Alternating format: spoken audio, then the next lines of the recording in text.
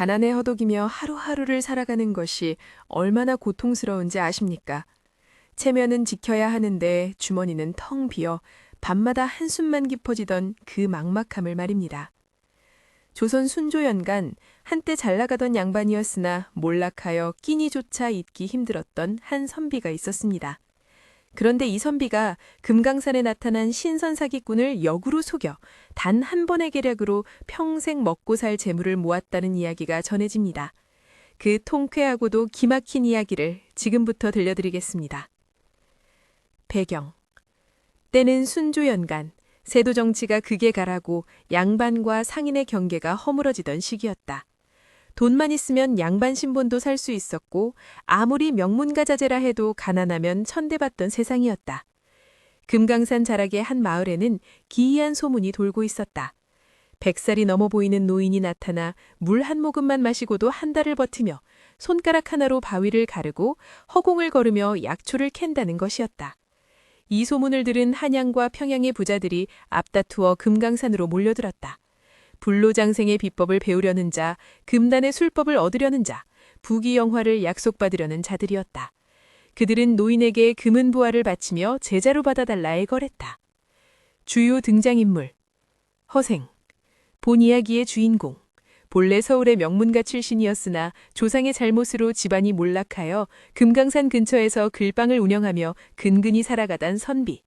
배운 것은 많으나 가진 것은 없었다. 하지만 머리 회전이 빠르고 사람의 심디를 꿰뚫어보는 재주가 있었다.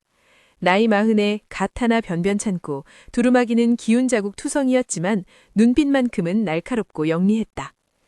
백운거사라 자칭하는 노인, 금강산에 나타난 신선행세를 하던 사기꾼, 실제 나이는 60이 조금 넘었으나 머리와 수염을 길러 100살 넘은 도인처럼 보이게 꾸몄다. 본래 평양의 몰락한 중인 출신으로 젊은 시절부터 온갖 속임수로 먹고 살던 자였다. 약초와 의술에 대한 지식이 있어 그럴듯한 도수를 부리는 척할 수 있었다. 김부자, 평양의 거상으로 쌀과 무명장사로 거부가 된 인물. 욕심이 많고 허영심이 강했다. 양반 신분을 돈으로 샀지만 진짜 양반들에게는 늘 무시당했다. 신선의 비법만 배우면 양반들도 자신을 우러러볼 것이라 믿었다. 이야기, 기, 도입부, 충격적인 만남과 의심의 시작. 선생, 들으셨소? 금강산에 진짜 신선이 나타났다지 않소?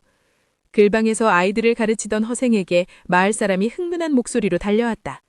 허생은 붓을 내려놓고 픽 웃었다. 또 그런 헛소문이오. 10년에 한 번씩 그런 이야기가 놀지 않소? 아니요, 이번엔 다르다오. 내 두 눈으로 똑똑히 봤소. 그 노인이 물 한 모금 마시고 보름을 버티고 손가락으로 허공에 글자를 쓰면 불이 일어나더이다. 허생은 관심 없다는 듯 고개를 저었지만 마음 한구석에서는 호기심이 일었다. 세상에 공짜는 없는 법인데 저 노인은 무엇을 노리는가? 며칠 후 허생은 우연을 가장하여 금강산 기슭의 작은 암자 근처를 지나가게 되었다. 그곳에는 정말로 100발의 노인이 바위에 앉아 있었고 그 앞에는 비단 옷을 입은 부자들이 무릎을 꿇고 절을 하고 있었다. 백운거사님, 제자로 받아주십시오. 이 금 100냥을 바치오니. 김부자가 금덩어리를 내밀었다. 노인은 손사래를 치며 말했다. 그대는 아직 욕심이 너무 많소. 도를 깨우치려면 먼저 마음을 비워야 하오. 하지만 허생의 눈에는 노인이 금을 흘끗 쳐다보는 것이 보였다. 욕심이 많다고? 정작 욕심 많은 건 저 노인이로군. 허생은 며칠간 멀리서 노인을 관찰했다.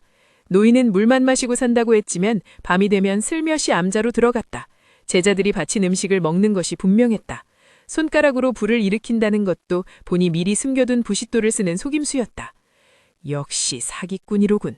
하지만 제법 교묘하게 속이는구나. 허생의 입가에 미소가 번졌다. 한 가지 묘안이 떠올랐던 것이다. 승, 전계부, 사기꾼과의 첫 대면. 사흘 후 허생은 남루한 차림으로 노인 앞에 나타났다.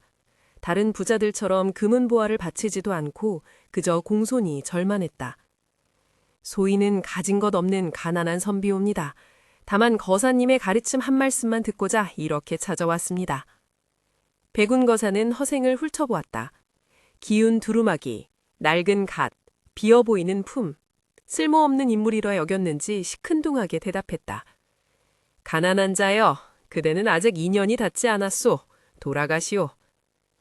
한 가지만 여쭙겠습니다. 거사께서는 정녕 물만 드시고 사십니까? 노인의 눈빛이 날카로워졌다. 물론이요. 나는 이미 곡기를 끊은 지 30년이요. 그렇다면 한 가지 청이 있습니다. 제가 물을 떠올리겠으니 그 물로 갈증을 푸시지요. 소인이 정성껏 길어온 물이옵니다. 노인은 대수롭게 않게 끄덕였다. 허생은 근처 샘에서 물을 길어왔다. 하지만 물을 길어오는 동안 슬쩍 소매 속에 숨겨둔 소금 한 줌을 물에 풀었다. 노인이 물을 받아 마셨다. 순간 노인의 얼굴이 일그러졌다. 짠맛 때문이었다. 하지만 주변에 사람들이 있어 뱉을 수도 없었다. 억지로 삼키며 평온한 척했다. 좋은 물이로다.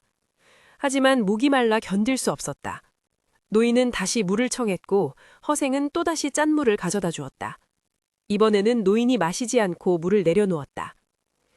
오늘은 갈증이 없구나. 허생이 슬며시 웃으며 말했다. 거사께서는 짠물과 단물을 구별하시는군요. 물만 드신다면서 어찌 짠맛을 하시는지요?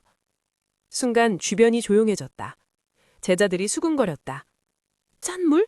거사님이 음식을 드신다는 말인가? 노인의 얼굴이 붉어졌다.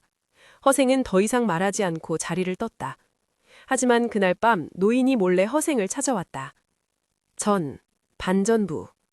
사기꾼이 사기꾼을 만나다. 그대 내 정체를 눈치챘구나. 백운거사는 더 이상 도인 행세를 하지 않았다. 평범한 노인의 목소리로 말했다. 허생이 빙그레 웃었다. 처음부터 알고 있었습니다. 손가락에서 불이 나온다는 것도 부싯돌 속임수였고 물만 마신다는 것도 거짓이었지요. 그런데 제법 솜씨가 좋더군요. 그래서 이 노인을 어쩌자는 것이요? 관가에 고발하려는 것이요? 천만에요. 나는 오히려 거사와 손을 잡고 싶소. 노인의 눈이 번쩍 뜨였다. 무슨 소리요? 허생은 천천히 자신의 계획을 풀어놓았다. 거사는 지금 소소하게 속이고 있소. 금 몇 냥, 은 몇 냥 받는 것으로는 큰 돈을 벌 수 없소. 내게 묘안이 있소. 우리가 손을 잡으면 평생 먹고 살 재물을 한 번에 모을 수 있소. 어떻게? 거사께서는 더 큰 기적을 보여주어야 하오. 지금까지는 물 안 먹기, 손가락에서 불 일으키기 같은 소소한 속임수였소.